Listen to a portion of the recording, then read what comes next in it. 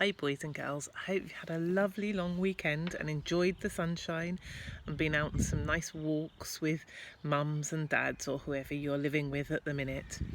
I've had a nice weekend in the sunshine and enjoyed it very much. And today is a beautiful day.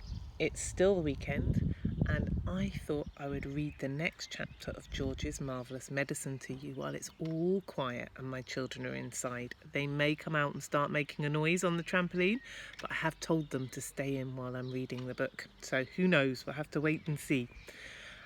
We are up to chapter The Brown Hen. I'm not sure what number that is. I think, number 7 or 8, something like that. And so far, George has made the medicine. Grandma has taken the medicine. And what's happened to her? She's shot right up and gone out through the ceiling. And he's just praying that she's not going to go through the roof. Do you think she goes through the roof or not? Let's have a look and see. Brown Hen.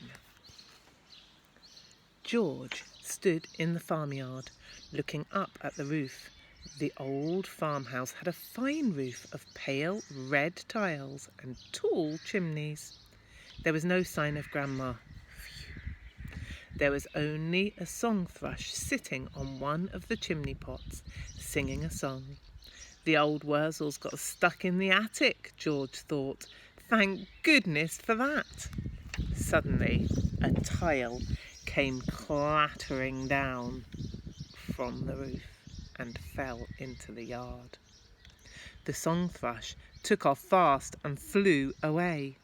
Then another tile came down, half a dozen more, and then very, very slowly. What do you think's going to happen? That's right. Very, very slowly, like some weird monster rising up from the deep, Grandma's head came through the roof. Then her scrawny neck and the tops of her shoulders. "How am I doing, boy?" she shouted. "How's that for a bash up?" "Don't you think you better stop now, Grandma?" George called out. "I have stopped," she answered. "I feel terrific." "Didn't I tell you I had magic powers? Didn't I? Didn't I warn you I had wizardry at the tips of my fingers? But you wouldn't listen to me, would you? You wouldn't listen to your old Grandma." "You didn't do it, Grandma," George said. "You didn't do it. I did it. I made a new medicine." "A new medicine? You? What rubbish!" she yelled. There she is, her scrawny neck coming through the roof. Oh my goodness me.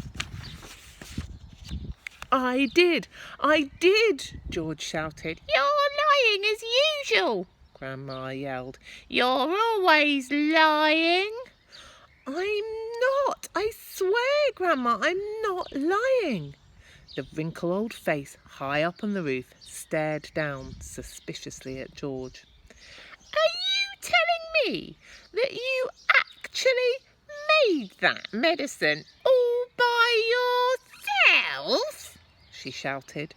"Yes, Grandma, all by myself." "I don't believe you," she answered. "But I'm very comfortable up here. Fetch me a cup of tea." A brown hen was pecking about in the yard close to where George was standing. The hen gave him an idea. He quickly uncorked the medicine bottle and poured some of the brown stuff onto the spoon. "Watch this, Grandma," he shouted. He crouched down, holding the spoon to the hen. "Chicken," he said. Chicken. Come here. Come have some of this." Chickens are stupid birds and very, very greedy. They think that everything is food. This one thought the spoon was full of corn. It hopped over and it put its head to one side. It looked at the spoon. It hopped over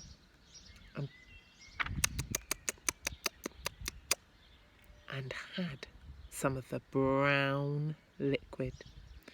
It went peck and got a beakful of medicine.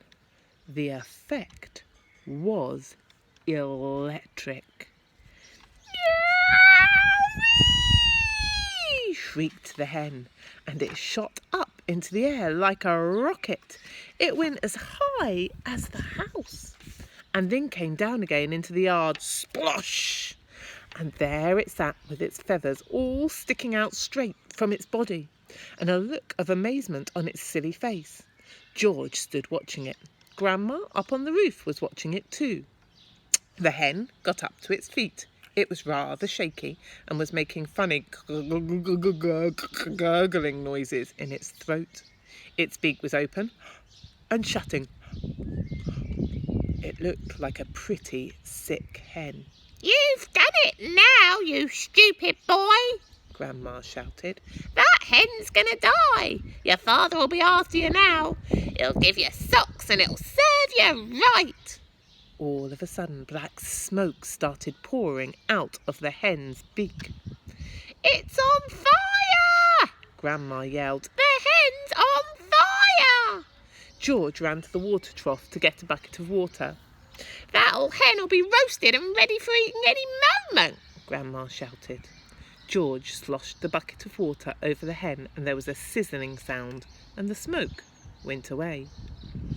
"Old hen's laid its last egg," Grandma shouted. "Hens don't do any laying after they've been on fire, don't you know?" Now that the fire was out, the hen seemed better. It stood up properly and it flapped its wings. Then it crouched down low to the ground as though it was getting ready to jump. It did jump. It jumped. It jumped high into the air. It turned a complete somersault and landed back on its feet. "It's a circus hen," Grandma shouted from the rooftop. "It's a flippin' acrobat." Now the hen began to grow. George had been waiting for this to happen. "It's growing," he yelled. "It's growing, Grandma. Look, it's growing." Bigger and bigger and taller it grew. Soon the hen was 4 or 5 times its normal size. "Can you see it, Grandma?" George shouted. "I can see it, boy," the old girl shouted back. "I'm watching it." George was hopping about from one foot to the other with excitement, pointing at the enormous hen and shouting, "It's had the magic medicine, Grandma, and it's growing just like you did." There it is, growing bigger and bigger. But there was a difference between the way the hen was growing and the way that Grandma grew. When Grandma grew taller and taller, she got thinner and thinner, but the hen didn't. It stayed nice and plump all along. Soon it was taller than George, but it didn't stop there. It went on growing until it was as big as a horse. Then it stopped. "Doesn't it look marvellous, Grandma?"